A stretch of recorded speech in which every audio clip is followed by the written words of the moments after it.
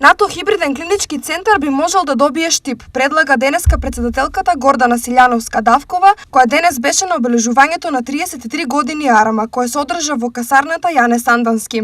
Зошто еден хибриден модел на клинички центар не би бил изграден овде во Штип? Во град со изморедна стратешка локација, добра инфраструктурна поврзаност, државен универзитет, во чиј состав легува и медицинскиот факултет, пропратен со болница и студентски дом.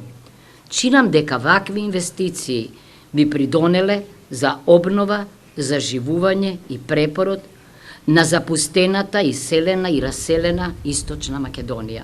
Силјановска денеска потенцираше огромните можности на земјата кога е во прашање НАТО инвестициите. Членството во НАТО е бенефит кој треба да се искористи.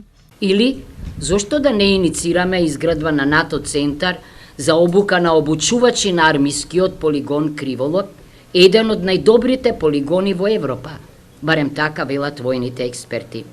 Многу од припадниците на нашата армија имаат доволно знаење и искуство, чест, како обучувачи да можат да го споделат знаењето со нашите НАТО сојузници. НАТО поддршката би била добра основа за развој на нашата воена индустрија, потенцира Силјановска-Давкова. Со поддршка на НАТО можеме да предложиме вложување во локалната одбранбена индустрија за производство на средства, механизми за заштита од дронови, но и други средства за кои, како што веќе чувме, имаме искуство и докажан капацитет.